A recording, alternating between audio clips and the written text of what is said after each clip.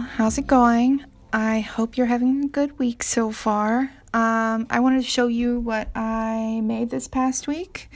I was in a pretty good headspace, so I felt like taking some chances and doing some things that I've been scared to do. So I have been wanting to make like capital P paintings for a long time now. But it's, intimidating to get into. I'm not trained as a painter, and painting has such a long history. But I just thought I would try and bite the bullet and, do my best. So I started this painting with a really loose sketch, kind of like I've been doing my drawings. I'm using a lot of water-based media in the undersketch, so this here is a watercolor pencil, and then later I'm going to be going in with a Tombow marker, which is water-soluble. I was hoping that would give me some interesting effects when I started to layer acrylic paint over it, because the acrylic is also water-based. And it did give me some interesting textures and colors. So I was happy about that. This painting is just kind of about me, like, figuring out my footing, It's been so long since I've made paintings on primed canvas. Probably like 6 or 8 years. And I have much different ways of working now. I'm not going to name all the artists I've been looking at, but, so I've been looking at a lot of painters recently, and I guess that's been, like, inspiring for me, but also it's been psyching me out a little bit, because, these painters are, they're professionals. Like, they've been painting for 30 years, and they've made a lot of bad paintings along the way, but what I see on their website is the work that they're showing at these, prestigious galleries and at museums, and they've spent many years developing their careers, and I'm just at the beginning of mine, but I still expect to create images of the same caliber as these people who have been working for 30 years, and I'm too hard on myself, I put too much pressure on myself to make good work and only ever make good work. So I'm trying to be a little bit more open to failing, because failure is where you learn. I think what has helped me kind of trick myself into failing gracefully is enjoying the whole process. So not making it about the end image being interesting or not, but just having fun while I'm making the image. And if I just have fun whenever I go in my studio, that's going to motivate me to go in there day after day, and going in there day after day is going to help me learn and be a better artist. And maybe in 30 years I'll be showing in museums and prestigious galleries. But even if I'm not, then at least I'm enjoying myself and doing something that's fulfilling to me, you know what I mean? But yeah, so since it's been so long since I've painted on primed canvas, a lot of this painting was me figuring out what techniques worked for me and what techniques I liked the result of. So I tried a lot of different like brush techniques, a lot of different paint applications. I tried scrubbing and like swirling the brush and scribbling. And I figured out that, I had gotten used to working on these smaller pieces of paper, like 9 by 12 inches, 7 by 10 inches. And so I was able to see the whole image and the details at the same time. But it's really different working on large canvas like this, because when you're painting up close, you're seeing just detail. and you have to step back every once in a while to see the whole image. So when you are seeing me not in the shot and just the painting, that's when I'm stepping back and looking at the image as a whole to see if the details that I'm putting in, if the brushwork that I'm using is working from far away. So I just kind of had to figure out a balance between like the macro and the micro. Sometimes when you are doing what you think is interesting brushwork up close, you step back and it just like does not work. So a lot of this painting is me going back over shapes with very thin layers of really luminous color to work out what textures I want in the finished painting. And you're not going to see the finished painting in this because it's not finished yet. It's still sitting in my studio with more work to be done on it. But I think it's interesting to show you guys my process because paintings don't happen in a day. They happen over weeks. At least that's the case with most painters that are working professionally. Most artists are making artworks over the course of several weeks or months or even years. You know, like de Kooning, would spend 10 years on the painting. And some of the paintings that got carried out of his studio weren't even done in his mind. So some of the stuff you see in museums by de Kooning, wasn't even finished to him. He didn't consider it finished. So, yeah, I want to, I guess, give you a more realistic perspective on how artists work. And I don't, this is documenting stuff that I did over several days. That's why you're seeing my hair change and my outfit change. Just because sometimes you have to step back and not look at whatever you're working on just to get some fresh eyes.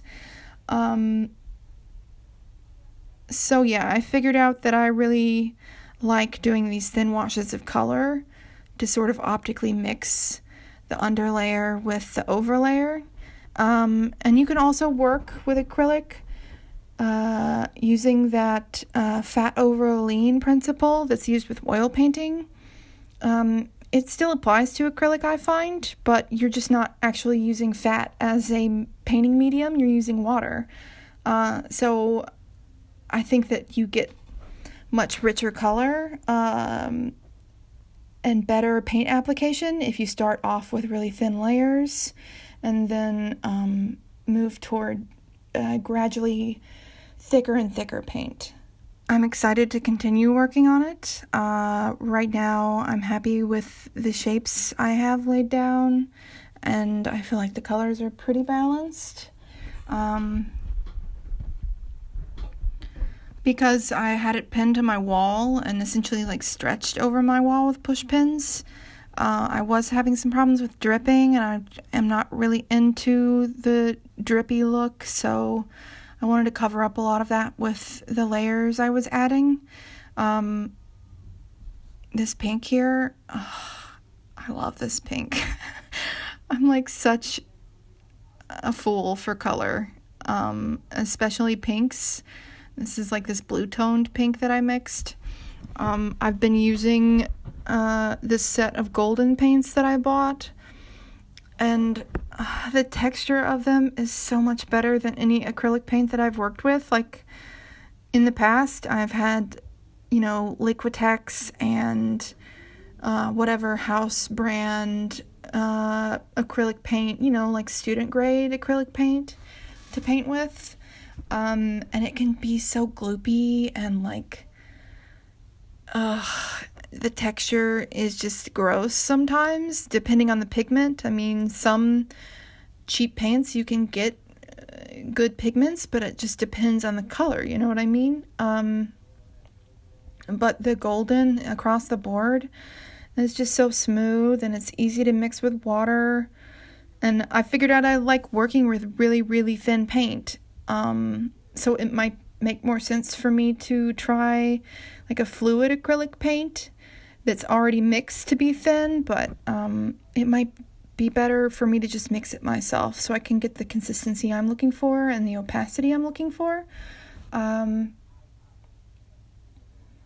But yeah, you can see on the right here, all of those little cups, they're from my co-op's bulk section. I was mixing paint in there. I saved them for a long time and didn't do anything with them, and they're great for mixing really thin paint, a lot better than any of the palettes that I have. And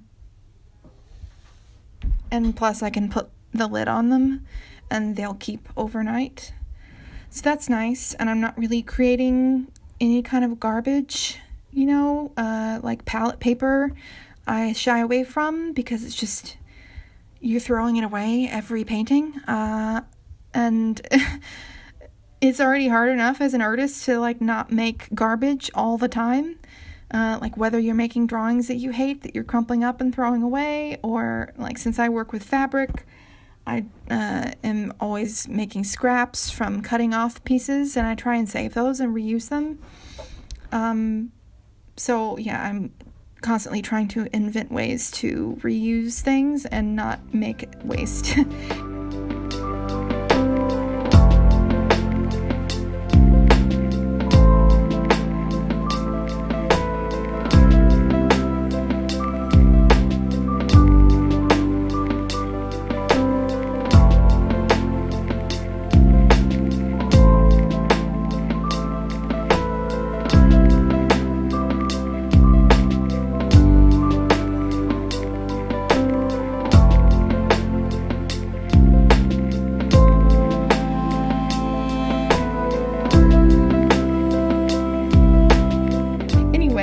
This is where the painting's at right now. I'm really happy with where it's going. I like all the colors that are going on. I learned a lot from this. Now we're going to get into the macrame basket that I made.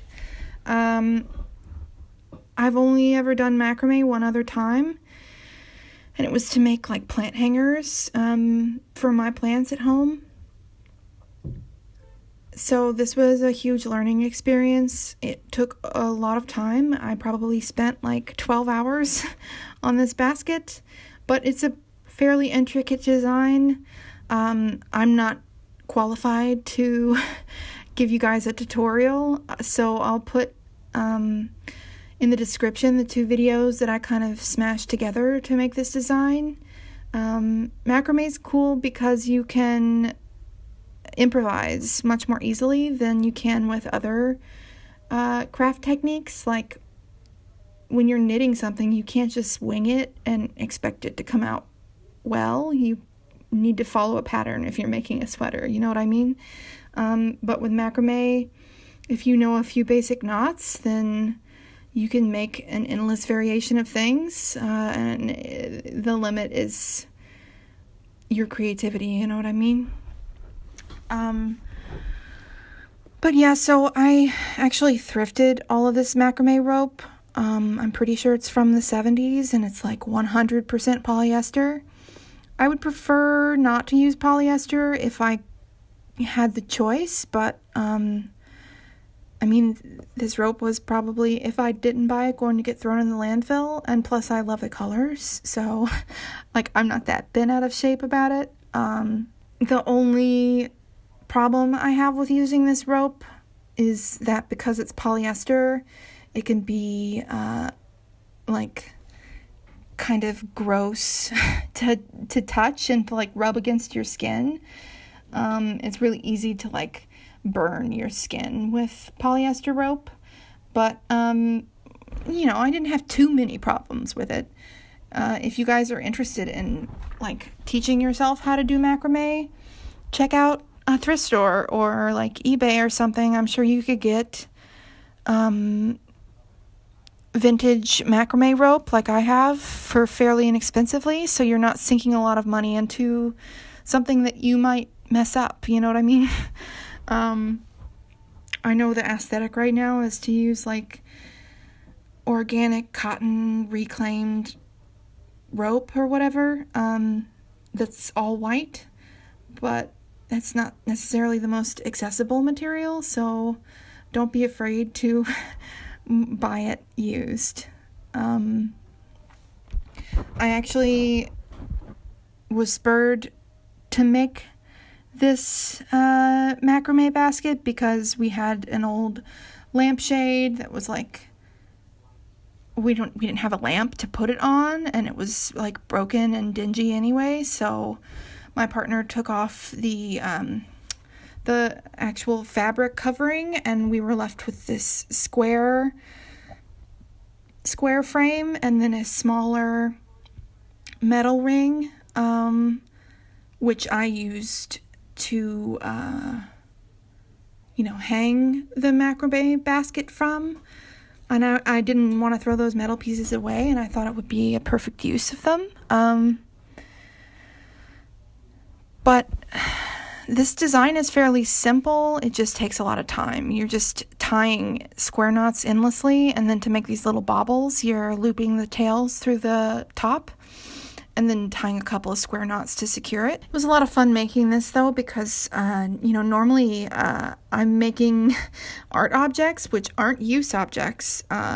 So to make something that's useful that I can, like, put in my home and fill with fruit or whatever, it's, like, really empowering. There's just something about making objects that you would normally buy at stores, and also trying new techniques. It can just make you feel, I don't know, like a new person, like you can do anything. If you are ever going through like a rut artistically or creatively, at least in my case, it helps a lot to learn new techniques or to make something you've never made before, because then you realize just how much you're capable of. So I highly recommend, if you're feeling unsure about yourself, just try something you've never done before, and see how it comes out. I didn't film the whole making of this basket because, like I said, I don't intend for this to be a tutorial. I'm just going to show you a couple of sides of me tying the baubles and then the square knots. And I just do 3 sets of 4 square knots per side, and then I join it together with like a band of rope at the end. But like I said, if you watch the tutorials, you'll be able to easily make it. It's really not that hard. It just takes a long time. I'm really happy with how this came out. I feel like the colors really go with my decor. And it's just nice to look at. I can see it from my seat on the couch, and I'm really proud of myself for trying something new and intimidating. I appreciate you guys watching this video. I hope you have a good rest of the week, and try something new, Take a chance. I highly recommend it. Okay. I love you guys. Bye.